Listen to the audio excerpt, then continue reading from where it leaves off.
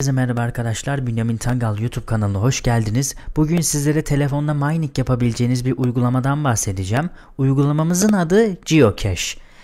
Ben açıkçası arayüzüne bakarken çok beğendim bu uygulamayı. Mining kısmında da size ne kadar kazandırdığını da göstereceğim. Şimdi öncelikle burası Geocache'in kayıt ol ekranı. Aşağıda Load a Wallet, New Wallet yazıyor. Load bu reklam, bir saniye. Load a Wallet, eskiden kayıt olduğunuz cüzdanı yüklüyorsunuz. New Wallet'ta yeni cüzdan açıyorsunuz. Şimdi ben size göstermek amaçlı New Wallet diyeceğim ama öncesinde şunları onaylayacağım ve New Wallet'a basacağım. Adımızı Bünyamin yapalım. Adımızdan dolayı, kanalımızdan dolayı. Wallet app'ine de hemen şöyle bir şey yazalım. Ama dur, şöyle yapalım. 2, 4, 6, 8, 10 yapalım. 10 karakter olması lazım.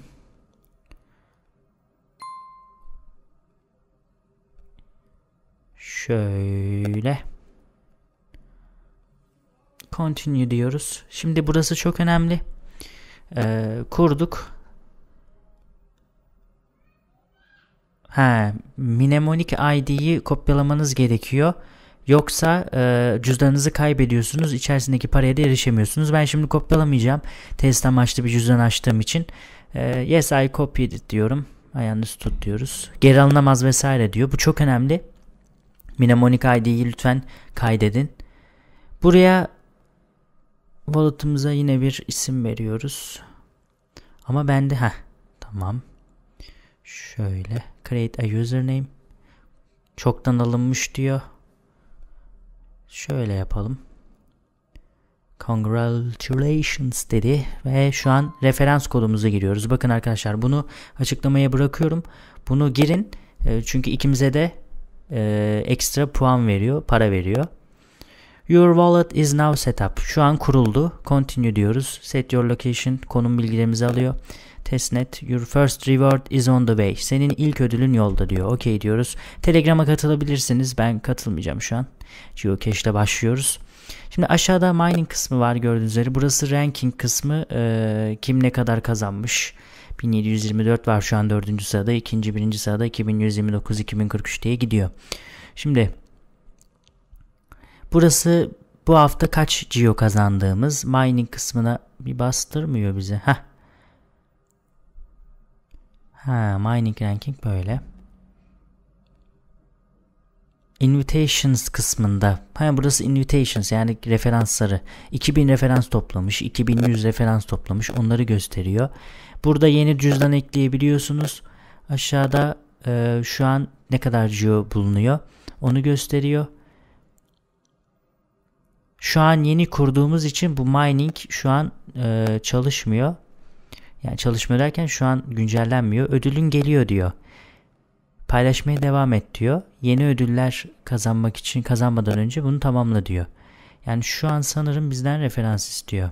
Referans kodumuzda size gönderdiğim gibi burada kendiniz referans kodu çıkartabilirsiniz. Invitation Referral Code diye.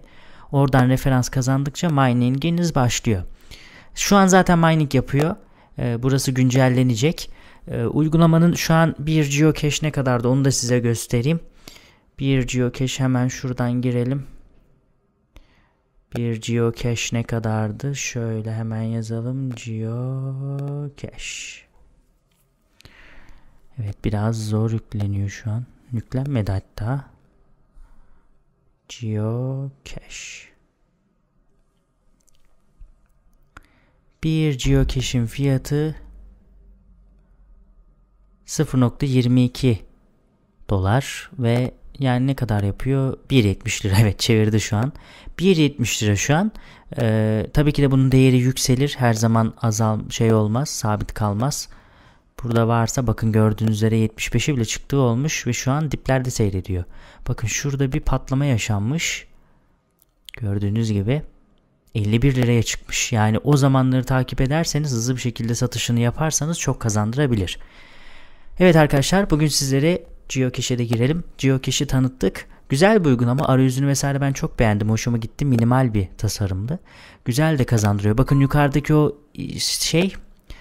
bar yükleniyor gördüğünüz üzere. O yüklendiği zaman bize bırakacak. Geo verecek.